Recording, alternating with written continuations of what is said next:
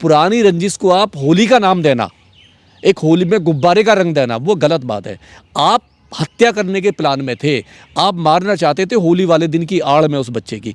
सवाल ये है, क्या इस्लाम धर्म इतना कमज़ोर हो गया है? गुब्बारे के पानी से उनका धर्म भ्रष्ट हो जाता है? नहीं, अपमानित हो जाता है? कहाँ कुरान शरीफ में लिखा हुआ है, कहाँ इस्लाम में लिखा हुआ है कि अगर कोई आप पे पानी फेंक दे तो आप उसकी हत्या कर देना? कहाँ? मैं कहता हूँ कि जो धर्मगुरु भी है ना, उनको भी शर्म आ रही होगी। और तमाम ऐसे जो संगठन हैं, जो मुस्लिम लोग हैं, जो उसके फेवर में जो सपोर्ट कर रहे हैं अपराधियों का, उनको चुल्लू भर पानी में डूब के मर जाना चाहिए। और वो इस्लाम धर्म को बदनाम कर रहे हैं, वो कुरान को बदनाम कर रहे हैं, और पूरे दुनिया में जो इस्लाम की एक पहचान है उसको बदनाम कर रहे हैं, ऐसे आतंकियों को समर्थन करके। नमस्कार, मैं ओमदेव। आज हम हैं दिल्ली में, हमारे साथ हैं डॉक्टर जितेंद्र कुमार गौतम जी। आज जो हम बात करने जा रहे हैं वह पूरा मामला होली को लेकर है। आपको बता दें कि 4 मार्च को पूरे देश में होली मनाई गई थी हर्षोल्लास के साथ में। सभी लोगों ने एक दूसरे को गुलाल लगाया था, भाईचारा जो कायम किया गया था। लेकिन उसी होली के दौरान देश में 2 बड़ी घटनाएं हुई हैं। एक देश की राजधानी दिल्ली के उत्तम नगर में, और दूसरी घटना जो हुई वो उत्तर प्रदेश की राजधानी लखनऊ के दुबग्गा थाना क्षेत्र के गेरियापुर गाँव में हुई, जहाँ पर एक दलित युवक की चाकू से गोद कर हत्या कर दी गई। वहीं दिल्ली के उत्तम नगर में भी एक दलित युवक की पीट कर हत्या कर दी गई। आरोप लगा मुस्लिम लोगों पर। और उस घटना के बाद से दिल्ली में तो जो है हिंदू मुस्लिम का कार्ड खेला जा रहा है, और हिंदू रक्षा दल, फलाने ठिकाने जो है बजरंग दल, वो सब पूरी यहाँ पर राजनीति कर रहे हैं। वहीं जो लखनऊ वाला मैटर है, वहाँ पर उस दलित युवक के मामले में कोई भी ना कोई हिंदू रक्षा दल आगे आ रहा है, ना कोई बजरंग दल आगे आ रहा है। इस विषय पे हम बात करेंगे। जो भाई उत्तम नगर में जिसकी हत्या हुई, और वो हत्या नहीं है, क्रूर हत्या है और बाई प्लान से है, मैं उसकी घोर निंदा करता हूँ।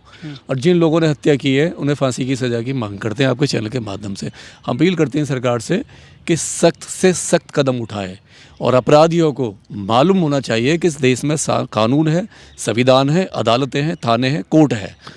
सवाल ये है कि एक घटना होती है, और घटना भी क्या, एक नाबालिग बच्चा, 10-12 साल का बच्चा, एक मुस्लिम महिला पे, नहीं, एक अनजान महिला पे, जिसको वो जानता भी नहीं ठीक से, बच्चे को नहीं पता ये कौन है बुरके में, वो एक गुब्बारे का पानी का वो फेंक देता है, नहीं।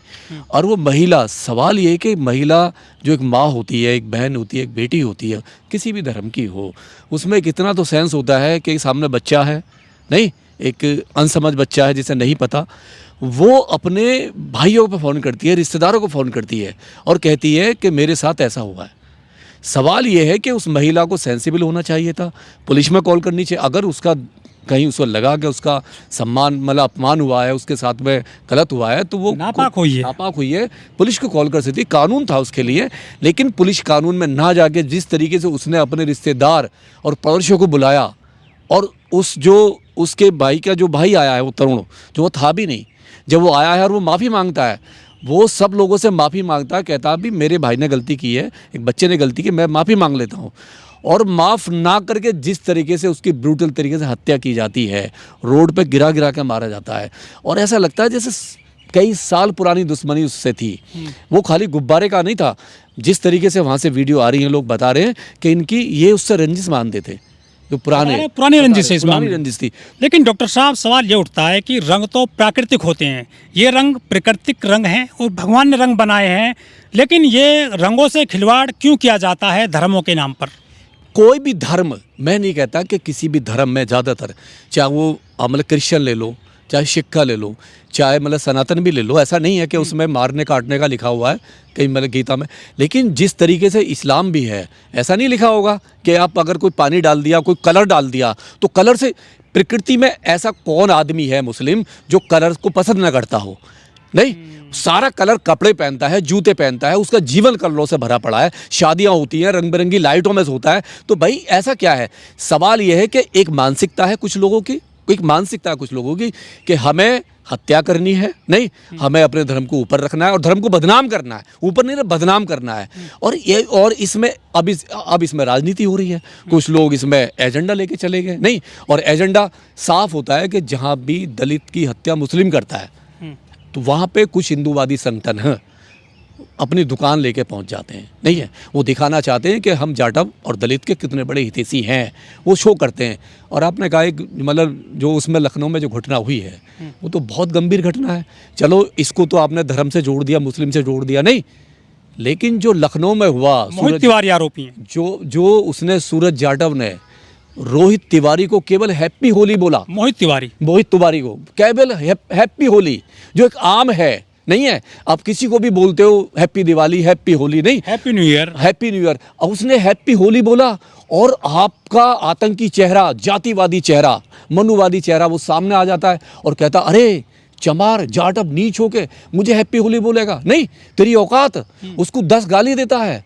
और इतने से भी मन नहीं भरा, सूरज जाटव के फादर वही खड़े रहते हैं, वो माफ़ी मांगते हैं कि अगर मेरे बच्चे से गलती हो गई, तुझे हैप्पी होली बोल दिया, नहीं तो मैं माफ़ी मांगता हूँ। लेकिन नहीं, उसके बाद भी वो अपनी बहन को बुलाता है, नीचे से माँ को बुलाता है, और उसकी बहन मैक्सी में छुपा के चाकू लेके आती है और वो घर में जाता है जो मोहित तिवारी, और वहाँ से रॉड लेके आता है और ब्रूटल तरीके से सूरज जाटव की गिरा के चाकुओं से, डंडे से हत्या कर देता है। किसके लिए हत्या करता है?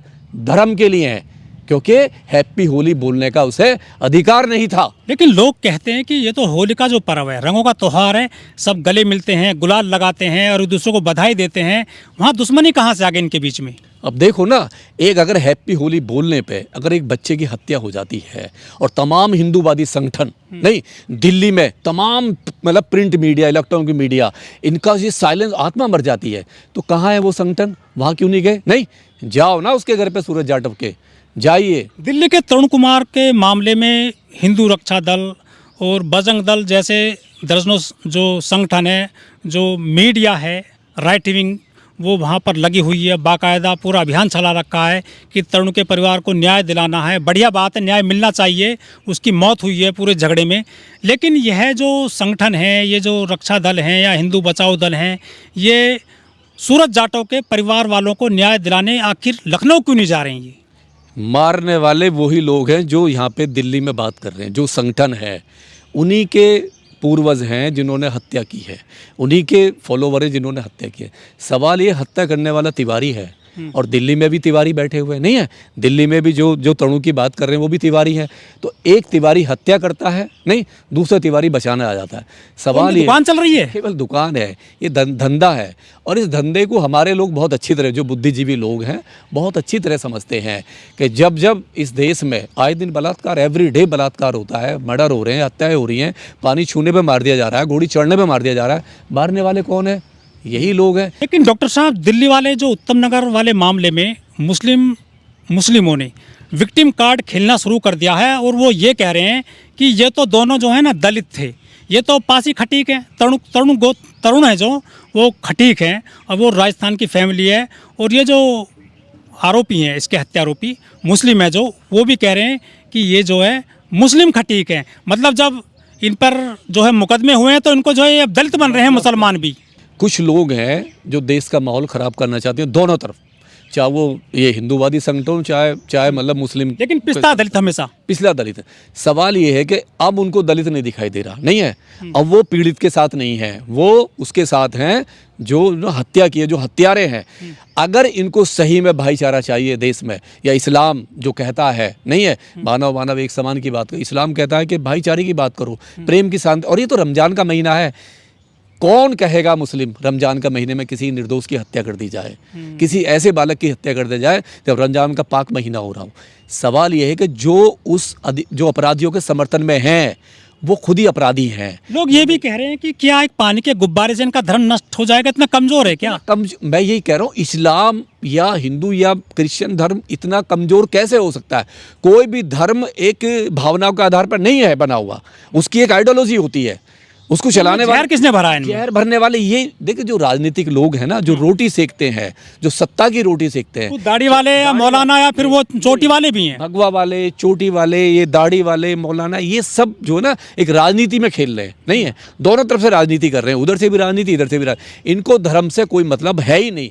अगर इनको धर्म से मतलब होता तो ये जो धर्म गुरु हैं, इस्लामिक जो धर्मगुरु हैं अब तक गिल्टी फील करते, माफ़ी मांगते और जो पीड़ित है उसके समर्थन में आ जाते और डिमांड करते कि जो अपराधी हैं उनको सज़ा मिले, कड़ी सज़ा मिले जो संविधान के अनुसार। कुछ दिनों पहले एक कार्यक्रम हुआ था और उसमें बाकायदा प्रदर्शन किया गया था खटिक समाज के लोगों के द्वारा कि हम जो है दलित नहीं हैं, हमको आप दलित ना लिखें ना बोलें। ये खटिक समाज, पासी समाज के लोगों ने बाकायदा सोशल मीडिया पर वीडियो जारी किया था और आंदोलन किया था, पोस्टर जारी किया था।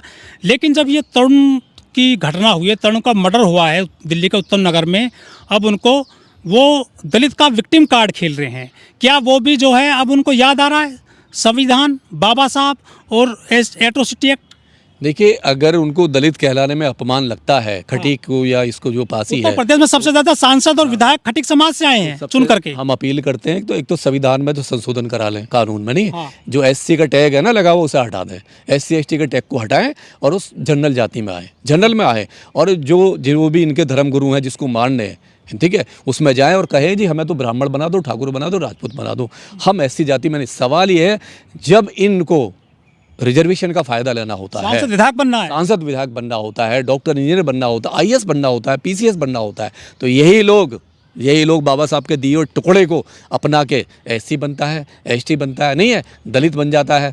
और जब धर्म की बात आती है, नहीं है, तो ये कोर मतलब उसका हिंदू बन जाता है। निशाने पे तो रहेंगे, ये कमज़ोर भी है। सवाल ये कि रिजर्वेशन लोगे आप संविधान से, नहीं है, आप पे जब हमला होता है तो एससी एसटी का एक्ट आपको चाहिए, नहीं है। और जब बात आती है न्याय की, फाइट करने की, इनसे लड़ने की मनवादियों की, तो आप हो जाते हो पक्के वाले हिंदू, पक्के वाले अपर कास्ट हो जाते हो, जनरल हो जाते हो। सवाल ये कि दोगले लोग हैं और यही इनका हाल होना है। अगर ये लोग जाटव समुदाय से, मीना समुदाय से, यादव समुदाय से मिलकर नहीं चले, गुर्जर समुदाय से मिलकर नहीं चले, तो एक हाल ये होगा कि पैर की जूती पहले भी थे, आज भी, आगे भी रहेंगे। इनका मुश्किल हो जाएगा मतलब घरों से निकलना।